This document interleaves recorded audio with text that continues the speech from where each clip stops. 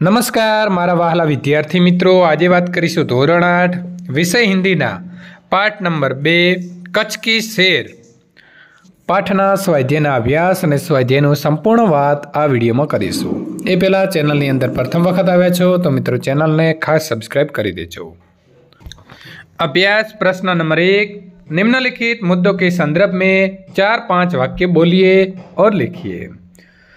पहला है मरुभूमि या तो रेगिस्तान। जिस प्रदेश में दूर दूर तक रेत ही रेत दिखाई देती है उसे मरुभूमि या तो रेगिस्तान कहते हैं। मरुभूमि में वर्षा बहुत कम या तो बिल्कुल नहीं होती। यहाँ पानी के लिए दूर दूर तक भटकना पड़ता है। कहीं कहीं ऐसे स्थान होते हैं जहाँ भूमि से पानी निकलता है। ऐसे स्थानों को मरु उद्यान कहते हैं। मरुभूमि के लोग प्रायः ऊँट पर प्रवास करते हैं, इसीलिए ऊँट को रेगिस्तान का जहाज कहा जाता है। प्रश्न नंबर 2, कच्छ के 3 बड़े शहर। तो मांडवी, भुज और मुंद्रा ये कच्छ की 3 बड़े शहर है। मांडवी अत्यंत सुंदर बंदरगाह है। यहाँ बड़ा प्राचीन नगर है। यहाँ राजमहल, पवन चक्किया तथा समुद्र तट दर्शनीय है। भुज वैभवशाली नगर है। यहाँ आयना महल, प्राग महल, हिल गार्डन, स्वामी नारायण मंदिर, हमीरसर तालाब, पूजिया पहाड़ आदि दर्शनीय स्थान है।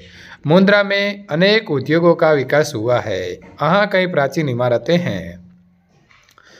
प्रश्न नंबर 3, कच्छ में स्थित धार्मिक स्थल।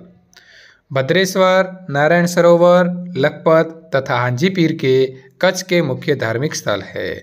भद्रेश्वर प्राचीन जैन यात्रा धाम है। यहाँ संगमरमर के बना 2500 वर्ष पुराना जिनालय भूकंप से खंडित हो गया था। अब आधुनिक ढंग से उसका पुनः निर्माण किया जा रहा है। नारायण सरोवर पौराणिक धार्मिक स्थान है। यहाँ रामायण काल का महान माना जाता है। लखपत में सिखों का गुरुद्वार है और हाजीपीर मुसलमानों का पवित्र स्थान है। प्रश्न नंबर 4, कच्छ के ऐतिहासिक स्थल। सामख्याली के उत्तर में धौलावीरा एक ऐतिहासिक स्थान है। यहाँ भारत की अति प्राचीन मोहेंजोदड़ो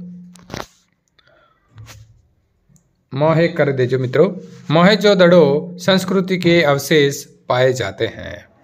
लखपत गुरु नानक की स्मृति से जुड़ा प्राचीन स्थल है। किसी समय यहाँ एक समृद्ध नगर था। यहाँ का किला पुराने इतिहास की याद दिलाता है। प्रश्न नंबर 2, निम्नलिखित प्रश्नों के उत्तर दीजिए। प्रश्न नंबर 1, आप अपनी पाठशाला में से किसी यात्रा पर गए हो तो उसका वर्णन कीजिए। तो हम उत्तर लिखेंगे। पिछले वर्ष दीपावली की छुट्टियों में हमारी पाठशाला की तरह से माउंट आबू के प्रवास का आयोजन किया गया था। प्रवास में 45 विद्यार्थी और 3 शिक्षक थे। आबू रोड तक की यात्रा हमने ट्रेन से की। आबू रोड से माउंट आबू जाने के लिए हम राजस्थान परिवहन निगम की बस में सवार हुए। दूर से आबू पर्वत दिखाई दिया। बस का मार्ग घुमावदार था। बस की गति बहुत धीमी थी। दोनों ओर भयानक खाइयाँ थी, लेकिन हरियाली और ठंडे पवन से झोंके सुख दे रहे थे। बहुत ऊंचाई पार करने के बाद हमारी बस रघुनाथ मंदिर के पास खड़ी हो गई। इस समय सुबह के 10 बज रहे थे। इस समय वहाँ बड़ी चहल पहल थी। सड़कों पर मेटाडोर, जीपें और कारें दौड़ रही थी। जगह जगह टूरिस्ट गाइड सेंटरों, होटलों और यात्री आवासों के साइन बोर्ड लगे हुए थे। हम पहले से ही आरक्षित एक लॉज में उतरे। 2 कमरे थे जिनमें आधुनिक सभी सुविधाएं थी। भोजन और विश्राम के बाद हम ऐतिहासिक देलवाड़ा मंदिर देखने के गए। वहाँ की कला देखकर हम दंग रह गए। देवरानी जेठानी मंदिर सचमुच बहुत सुंदर है। इनकी नक्शी और शिल्प की बारीकी देखने लायक है। अगले दिन हमने टोड रॉक और पोलो ग्राउंड देखा। फिर हम वशिष्ठ आश्रम गए। अचलगढ़ पर स्थित भतृहरि की गुफा देखी। अब अर्बुदा देवी के मंदिर भी गए। नखी तालाब में हमने नौका विहार का मजा लूटा। एक दिन हमने आबू से सबसे ऊंचे गुरु शिखर पर दत्तात्रेय के पद चिन्हों के दर्शन किए। वहाँ के ऊंचे विशाल घंट को बजाया और उसकी मधुर ध्वनि का आनंद लिया। हमने वहाँ के ब्रह्मा कुमारी ईश्वरीय विद्यालय की भी मुलाकात की। हम वहाँ 3 दिन रहे, सबने मिलकर खूब आनंद किया। इस प्रवास की यादें अभी तक मेरे मन में ताज़ा है। प्रश्न नंबर 2, आपने की हुई किसी यात्रा का वर्णन करते हुए अपने मित्र को पत्र लिखिए। उत्तर 14 सतगुरु सोसाइटी भक्तिनगर अहमदाबाद। उसके बाद उसका पिन कोड आएगा 20 नवंबर 2022। प्रिय मित्र जय, प्रेम नमस्कार। आज सुबह ही तुम्हारा पत्र मिला। ये जानकर बहुत खुशी हुई कि तुम्हारी माताजी अब पूरी तरह स्वस्थ हो गई है। हम 10 दिन पहले कश्मीर दर्शन के लिए गए थे। 2 दिन पहले ही वहाँ से लौटे हैं। पहले हम नैनीताल गए थे। उसके बारे में जैसा ही सुना था वैसा ही पाया। उसकी परिक्रमा करने में सचमुच बड़ा मजा आया। हम नैना देवी के दर्शन करने गए। देवी की सुंदर मूर्ति ऐसी लगी जैसे अभी बोल उठेगी। फिर हम श्रीनगर गए। सचमुच सुंदर नगर है। हमने सारा नगर घूम कर देखा। डल झील की सुंदरता ने हमारा मन मोह लिया। उसमें हमने शिकारे में बैठकर जल विहार का आनंद लिया। वुलर और मानसबल झीलें में भी हमें बहुत अच्छी लगी, लेकिन वो डल का मुकाबला तो नहीं कर सकती।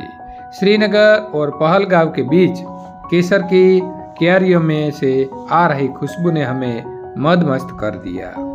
शालीमार और निशात बाग में घूमते हुए हमें स्वर्ग की नंदनवन में घूमने के जैसा आनंद आया। मैंने वहाँ के कई स्थानों को फोटो लिए हैं। कुछ फोटो तुम्हें भेज रहा हूँ।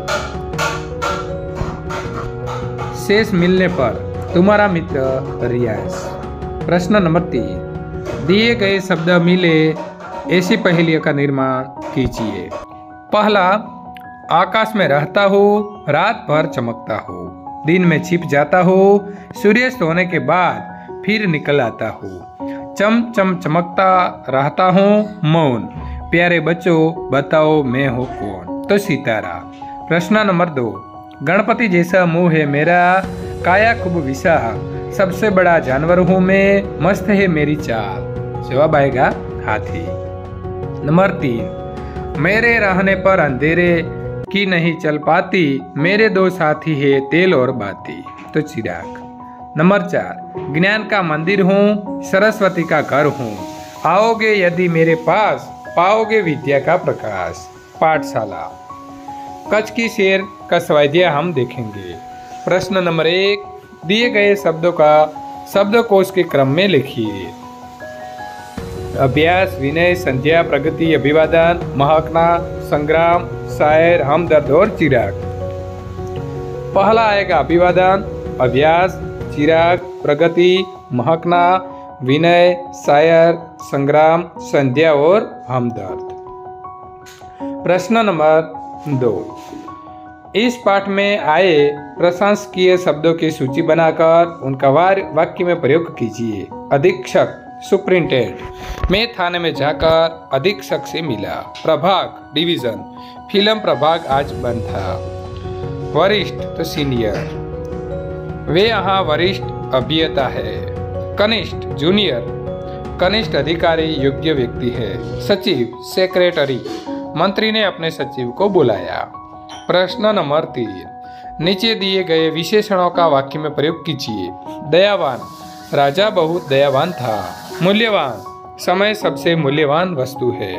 कृपालु, संत कृपालु होते हैं। थोड़ा सा, दाल में थोड़ा सा नमक ज्यादा है।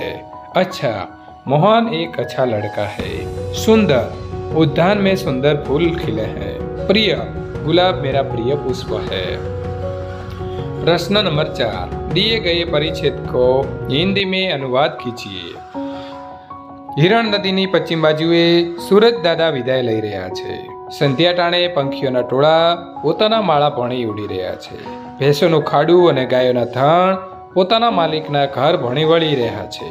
ત્યારે ઝરમર ઝરમર વર્ષાની શરૂઆત થઈ। સૌ અહસ્ય ગરમીની પીડામાંથી મુક્તિનો આનંદ લઈ રહ્યા હતા। માત્ર માનવ જ નહીં, પશુ પક્ષી અને જીવજંતુ પણ શાંતિ અનુભવવા લાગ્યા હતા। उत्तर लिखेंगे। हिरण नदी की पश्चिम की तरफ सूरज दादा विदा ले रहे हैं। संध्या के समय पक्षियों की टोलियों अपने घोंसलों की ओर उड़ रही हैं। भैंसों का झुंड और गायों का समूह अपने मालिक के घर की ओर लौट रहा है। इस समय रिम झिम वर्षा शुरू हुई। लोग असह्य गर्मी की पीड़ा से मुक्ति का आनंद ले रहे थे। केवल मनुष्य ही नहीं, पशु पक्षी और जीव जंतु भी शांति का अनुभव करने लगे थे। विद्यार्थी मित्रों, जो તમે ઇંગ્લિશમાં લખવા માંગો છો તે પણ આપણે અહીં ફકરો આપેલો છે, તો ઇંગ્લિશમાં પણ લખી શકો છો। प्रश्न नंबर 5, अपूर्ण कहानी पूर्ण कीजिए। तो हम कहानी पूर्ण करेंगे। एक गांव था। इस गांव में एक गरीब किसान रहता था। इनके 2 बेटे थे। बड़े का नाम रामू और छोटे का नाम लखन था। रामू को खेल कूद का शौक था। उसे निशानेबाजी में भी बहुत रुचि थी।